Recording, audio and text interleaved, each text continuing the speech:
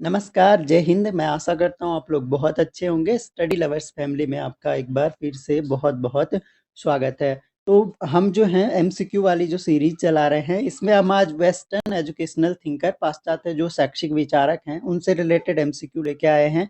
Rousseau हो गया, dewy हो गया, रूसो, ड्यूवी और प्लेटो हो गया। 3 थिंकर से रिलेटेड हम आज एमसीक्यू यहाँ पर डिस्कस करने वाले हैं। वीडियो आपके लिए काफ़ी इम्पोर्टेंट होने वाला है।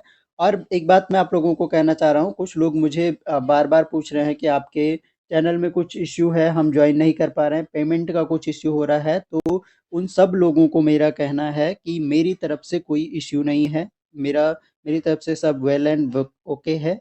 ये यूट्यूब की अपनी पॉलिसी है कि वो आपको आपका ईमेल पासवर्ड पूछेगा। अगर आप अपना ईमेल पासवर्ड जो है सही यूज़ कर रहे हैं, सही पासवर्ड डाल रहे हैं, तो आप आसानी से लॉगिन उसमें कर सकते हैं। और उसके बाद अगर आपने अपना यूपीआई आईडी सही डाला है तो आप आसानी से ज्वाइन कर सकते हैं, यूपीआई से कर सकते हैं। इसके अलावा पे थ्रू कार्ड, पे थ्रू गूगल पे ऐप, इतने सारे ऑप्शन उसमें हैं कि आप किसी से भी ईज़िली कर सकते हो। तो डिपेंड कर रहा है कि आप या तो अपना ईमेल में गलती कर रहे हैं या पासवर्ड में गलती कर रहे हैं, या जिस जिस मीडियम से आप पे करना चाह रहे हैं उसमें कुछ एरर कर रहे हैं, तो ये आपका ही होगा जो भी एरर होगा।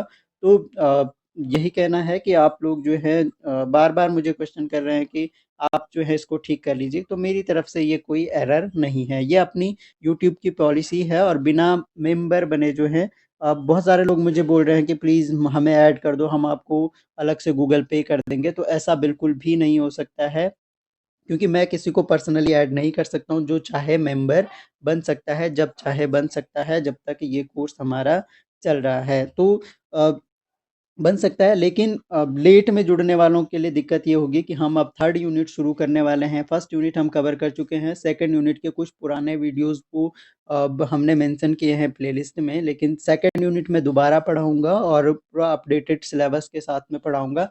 लेकिन हम थर्ड यूनिट शुरू कर चुके हैं, तो पहली यूनिट के लगभग 20 प्लस वीडियो आप लोगों के मिस हो जाएँगे अगर आप लोग अब जुड़ते हैं तो, या फिर आपको बहुत ज़्यादा टाइम उसके लिए देना पड़ेगा। तो जुड़ सकते हैं, लेकिन वो आप अपने हिसाब से देख लीजिएगा कि आप इतना पीछे का बैकअप कवर कर पाएँगे या नहीं।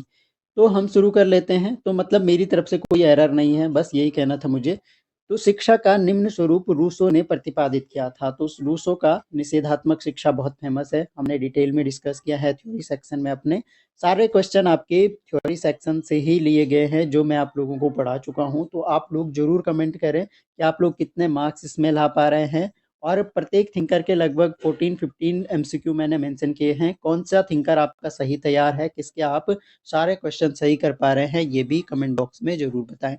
तो दूसरा क्वेश्चन है, रूसो का कहना है कि निर्बलता दुष्टता की जननी है, अतः आवश्यक है कि बालक को बनाया जाए। तो रूसो बिल्कुल समर्थक था कि बालक को शक्तिशाली बनाया जाए। Option number A correct answer हो जाएगा। आत्माभिव्यक्ति के परिणाम स्वरूप रूसो ने सन 1744 में अपनी शादी निम्न के साथ कर ली थी। सेल्फ एक्सप्रेशन के परिणाम स्वरूप जो है उन्होंने अपनी दासी के साथ अपनी शादी कर ली थी। ऑप्शन नंबर सी इसका सही उत्तर हो जाएगा। अगला क्वेश्चन देखिए, रूसो की रचनाओं का प्रकाशन आरंभ कब हुआ? तो प्रकाशन इनका आरंभ हुआ था आपका रूसो की रचनाओं का प्रकाशन 1750 में। ऑप्शन नंबर डी सही उत्तर हो जाएगा। अगला देखिए, एमिल पुस्तक के लेखक, तो द एमिल हो गया, एमिल एंड एंजिल हो गया, ये रूसो की पुस्तकें हैं। ऑप्शन ए सही उत्तर हो जाएगा। रूसो की मृत्यु कब हुई थी? तो रूसो की मृत्यु आपकी 1778 हो गया, सही आंसर। अगला क्वेश्चन देखिए, रूसो प्रथम व्यक्ति था जिसने आवाज उठाई थी कि रूसो ने आवाज उठाई थी, तो पहला व्यक्ति था जिसने प्रकृति की ओर लौटो का नारा दिया था। ये हमने थ्योरी सेक्शन में डिस्कस किया था। अगला क्वेश्चन देखिए, रूसो की पुस्तक एमील में 5 भाग हैं, जिसमें 5वां भाग संबंधित है। तो एमील का जो 5th पार्ट है वो आपका गृह जीवन से संबंधित है। ऑप्शन नंबर सी इसका सही उत्तर हो जाएगा। रूसो की शिक्षा का उद्देश्य था, तो रूसो की शिक्षा जो है व्यक्तिवादी शिक्षा है, व्यक्ति केंद्रित शिक्षा है, बाल केंद्रित शिक्षा भी आप बोल सकते हैं। तो व्यक्ति का विकास करना एक तरह से उसका उद्देश्य हो गया। रूसो पुस्तकीय ज्ञान देने के ये पक्ष में नहीं थे, तो पक्ष में नहीं था। Option number B. रूसो प्रकृति द्वारा जो मार्ग निर्धारित किए जाते हैं वे समाज द्वारा निर्धारित मार्गों से उत्तम होते हैं। तो ये विचार किसका है? प्रकृति का प्रबल समर्थक रूसो है, रूसो का ही विचार है। ये स्टेटमेंट आपको ध्यान रखनी है। एक तो स्टेटमेंट ये होगी, प्रकृति द्वारा जो मार्ग निर्धारित किए जाते हैं वे समाज द्वारा निर्धारित मार्गों से उत्तम होते हैं। और दूसरा है सरल तथा सादा जीवन जो प्रकृति के निकट व्यतीत किया जाता है सबसे उत्तम जीवन है। ये भी स्टेटमेंट हमने डिस्कस करी थी। आंसर आपका रूसो है। रूसो को निम्न संप्रदायवादी माना जाता है, तो ये आसान सा हो गया, रूसो प्रकृतिवादी है। Option number C. देखिए सन 1712 में रूसो का जन्म निम्न नगर में हुआ था। तो रूसो का जन्म हुआ था जिनेवा नगर में। जिनेवा जो है आपका स्विट्जरलैंड। अगला क्वेश्चन, कन्फेशन का दूसरा भाग, ये तो आंसर ही लिख दिया मैंने गलती से।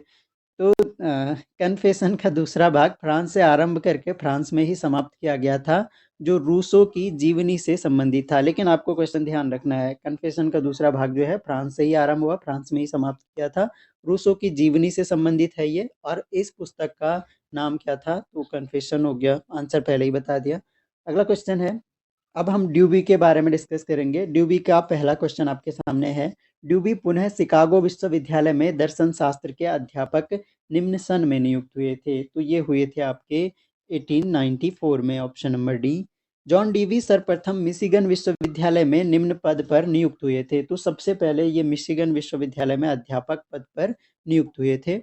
जॉन डीवी ने जॉन हॉपकिंस विश्वविद्यालय से निम्न उपाधि प्राप्त की थी। तो जॉन हॉपकिंस विश्वविद्यालय से जॉन डीवी ने पीएचडी की उपाधि प्राप्त की थी। Option number A. तो ये सारा हमने इनके जीवन परिचय में डिस्कस किया था। ड्यूबी ने विश्वविद्यालयी शिक्षा ग्रहण की थी। तो कौन सा विश्वविद्यालय था? बारमांट विश्वविद्यालय। याद कर पा रहे होंगे आप लोग। अगला क्वेश्चन देखिए, जॉन ड्यूवी का जन्म कब हुआ था? तो जन्म ईयर तो इनका ध्यान रखना है। इनका जन्म हुआ था आपका, कब हुआ था? 1659, 1859। तो सही आंसर हो जाएगा आपका 1859 में। ऑप्शन नंबर बी सी है वो एक्चुअली। डीवी की विचारधारा में निम्न दोनों का ही सम्मिश्रण है। निम्न दोनों का ही सम्मिश्रण है। ये ऑप्शन जो है, ऑप्शन मैंने वो रैंडम है ए बी सी डी, ये थोड़ा सा देख लीजिएगा आप लोग, तो इससे ज़्यादा फर्क नहीं पड़ता है वैसे, और पेपर में भी तो यही होता है ना। तो अगला क्वेश्चन देखिए, तो इसका सही आंसर आपका यथार्थवाद और प्रकृतिवाद और प्रयोजनवाद दोनों का ही सम्मिश्रण है जॉन डीवी के शिक्षा दर्शन में। अगला क्वेश्चन देखिए, निम्न में से ड्यूबी ने कौन सी पुस्तक लिखी है? तो ड्यूबी ने पुस्तक लिखी है इनमें से डेमोक्रेसी एंड एजुकेशन भी लिखी है, the school and the society, the school and the child. ये तीनों पुस्तक वेरी इंपॉर्टेंट होने वाली है परीक्षा की दृष्टि से, तो जरूर आपको ध्यान रखनी है। अगला क्वेश्चन देखिए, सन 1952 में निम्न शिक्षा शास्त्री दर्शन शास्त्री का देहावसान हो गया था। तो कौन सा शिक्षा शास्त्री का देहावसान हो गया था? तो ये ड्यूबी पढ़ रहे हैं, ड्यूबी का देहावसान हो गया कब हुआ? 1952 में, ये ध्यान रखना है। अगला क्वेश्चन देखिए, सन 1904 में ड्यूबी कोलंबिया विश्वविद्यालय में प्रोफेसर बन गए थे। तो आंसर फिर से टाइप हो गया है। तो कोलंबिया विश्वविद्यालय में 1904 में ये प्रोफेसर बन गए थे। निम्न में से कौन चिंतन प्रक्रिया पर अधिक बल देना महत्वपूर्ण मानता है? कौन चिंतन प्रक्रिया पर अधिक बल देना महत्वपूर्ण मानता है? तो सही आंसर इनमें से हो जाएगा आपका ड्यूबी हो जाएगा। Option number C. निम्न में से डीवी द्वारा लिखित पुस्तक कौन सी है? How we think, freedom and culture, reconstruction in philosophy. तो ये भी सारी बुक्स जो हैं जॉन डीवी की हैं, एजुकेशन एंड वो रिकंस्ट्रक्शन इन फिलॉसफी। तो ये सारी बुक्स भी जॉन डीवी की हैं, ये भी ध्यान रखना है। अगला देखिए, एजुकेशन टुडे नामक पुस्तक के लेखक हैं। तो एजुकेशन टुडे नामक पुस्तक भी आपकी जॉन डीवी की हो गई। Option number B. अगला क्वेश्चन, डीवी कल्पना करना पसंद नहीं करते थे। किसकी कल्पना करना डीवी पसंद नहीं करते थे? तो ये दैवीय शक्ति की कल्पना करना पसंद नहीं करते थे। ऑप्शन नंबर सी इसका सही उत्तर हो जाएगा। आगे बढ़ते हैं, और अब हम रूसो नहीं है, रूसो रूसो तो हो गया ना, वही कॉपी कर दिया मैंने इसका टाइटल। प्लेटो, प्लेटो से रिलेटेड एमसीक्यू हम अब यहाँ पर डिस्कस करने वाले हैं। तो पहला क्वेश्चन आपके पास है, प्लेटो का अंत 347 ईसा पूर्व हुआ था। प्लेटो का अंत जो है वो पीडीएफ जब मैं आप लोगों को दूंगा तो वो करेक्ट कर दूंगा। प्लेटो का अंत 347 ईसा पूर्व हुआ था। प्लेटो का अंत कहाँ पे हुआ था, यानी उनकी मृत्यु कहाँ पर हुई थी? तो ये एथेंस में हुआ था। Option number C. अगला देखिए, सुकरात का देहावसान कैसे हुआ? सुकरात की मृत्यु कैसे हुई? इसका बड़ा इम्पैक्ट रहा था प्लेटो पे, हमने पढ़ा है इनके बारे में। तो सही आंसर हो जाएगा, इनको विष दे दिया गया था। एक तरह से मृत्यु दंड देने के लिए इनको विष पीकर मृत्यु दंड दे दिया गया था, या तो एथेंस छोड़कर चले जाओ, इस तरह की कुछ शर्तें रखी गई थी। प्लेटो ने शिक्षा ग्रहण की थी। प्लेटो ने शिक्षा ग्रहण की थी। किससे शिक्षा ग्रहण की थी? तो प्लेटो के गुरु का नाम बताना है, तो सुकरात हो गया ऑप्शन नंबर ए। अगला क्वेश्चन, पिता एरिस्टोन व माता पेरिस्टोन के पुत्र का नाम था। अरे, इनके माता पिता का नाम दिया है प्लेटो। प्लेटो की पिता का नाम था एरिस्टोन और माता का नाम था पेरिस्टोन। तो दोनों आपको ध्यान रखने हैं। अगला देखिए, 427 ईसा पूर्व एथेंस में जन्म किसका हुआ था? तो किसका हुआ था? प्लेटो का जन्म 427 ईसा पूर्व में कहाँ हुआ था? एथेंस में हुआ था। मृत्यु भी इनकी एथेंस में हुई थी। प्लेटो प्रकृति की शक्तियों को नहीं मानता था। क्या नहीं मानता था इनमें से? तो प्रकृति की जो शक्तियों जो को ये अनुभूति नहीं मानता था। ऑप्शन नंबर बी इसका सही उत्तर हो जाएगा। प्लेटो ने मानव अनुभूति में किस शक्ति पर बल दिया था? मानव अनुभूति में किस शक्ति पर बल दिया था? तो इसने जो है मन तथा तर्क शक्ति, बुद्धि एवं ज्ञान, अध्यात्म एवं चिंतन। तो अध्यात्म की बात करता है प्लेटो। ऑप्शन नंबर सी सही उत्तर हो जाएगा। इंद्रिय गोचर जगत एक भ्रम है, केवल ब्रह्म ही सत्य है तथा जगत मिथ्या है।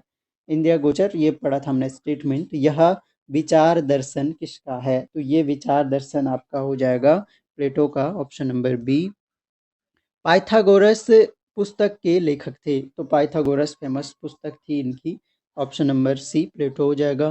प्लेटो की दूसरी महत्वपूर्ण पुस्तक है। दूसरी महत्वपूर्ण पुस्तक जो है प्लेटो की, वो हो जाएगी द लॉज। द लॉज इनकी महत्वपूर्ण पुस्तक थी। अगला देखिए, प्लेटो ने अपने द्वारा लिखित किस पुस्तक में भावी नागरिक तथा प्रशासक की शिक्षा का वर्णन किया है? तो ये इम्पोर्टेंट है, जो भावी नागरिक और जो प्रशासक है उसकी शिक्षा का वर्णन किसमें? भाई पहली फेमस तो रिपब्लिक ही है ना, तो ऑप्शन नंबर बी आपका सही उत्तर हो जाएगा। और दूसरी द लॉज। ये सारी बुक्स मैंने पढ़ाई हैं आपको वहाँ पर थ्योरी सेक्शन में। अगला क्वेश्चन देखिए, शिक्षा द्वारा सत्यम शिवम और सुंदरम के उद्देश्य को अपनाया जाना चाहिए। यह विचार आदर्शवादियों का विचार है और प्लेटो एक महान आदर्शवादी हुए हैं। ऑप्शन नंबर सी इसका सही उत्तर हो जाएगा। प्लेटो ने 437 ईसा पूर्व में यह संसार छोड़ दिया था। संसार क्यों छोड़ देगा? संसार जो है क्या इनका एक तरह से क्या हो गया, देहावसान हो गया था। ऑप्शन नंबर ए सही उत्तर हो जाएगा। अगला देखिए, प्लेटो का जन्म हुआ था। प्लेटो का जन्म कब हुआ था? तो अब तो रट जाना चाहिए, एक दो बार रिपीट वैसे ही हो गया है। तो 427 ईसा पूर्व में प्लेटो का जन्म हुआ था। तो पूरी तरह से रिवीजन वीडियो ये आप लोगों के लिए है। प्लेटो के अनुसार मानव के लिए सबसे अधिक महत्वपूर्ण क्या है? तो सबसे ज़्यादा महत्वपूर्ण प्लेटो ने बताया है तर्कयुक्त जीवन बताया है। मानव के लिए तर्कयुक्त जीवन सबसे ज़्यादा महत्वपूर्ण है। अब यहाँ पर कंफ्यूज नहीं होना है। अध्यात्म की बात करते हैं, ठीक है, शिक्षा भी महत्वपूर्ण है। प्राकृतिक शक्तियों के तो नहीं बोला था ना इन्होंने, अभी हमने ऊपर क्वेश्चन डिस्कस किया था। तर्कयुक्त जीवन इन्होंने मानव जीवन के लिए सबसे ज़्यादा महत्वपूर्ण माना है। बाकी आध्यात्मिक पर ही जोर जरूर देते हैं, लेकिन तर्कयुक्त जीवन सबसे महत्वपूर्ण माना है, तो ये ध्यान रखना है। तो ये हमने 3 थिंकर से रिलेटेड कुछ वेरी इंपॉर्टेंट एमसीक्यू डिस्कस किए। आप होप आप लोगों को वीडियो पसंद आया होगा, और ऐसे ही रिवीजन वीडियो आपको बीच-बीच में मिलते रहेंगे। बाकी थ्योरी सेक्शन आप लोग कवर करते रहिएगा, और कमेंट बॉक्स में ज़रूर बताएं वीडियो आपको कैसा लगा, कितने मार्क्स आपने लाए, और कौन से थिंकर ऐसा था जिसके आपने सारे क्वेश्चन सही सॉल्व कर पाए। तो ये कमेंट बॉक्स में ज़रूर बताएं। बाकी ऐसे ही वीडियो के लिए बने रहिए हमारे साथ। चैनल को लाइक शेयर करें अपने दोस्तों के साथ, और अगर सब्सक्राइब नहीं किया है तो सब्सक्राइब भी कर ही दें।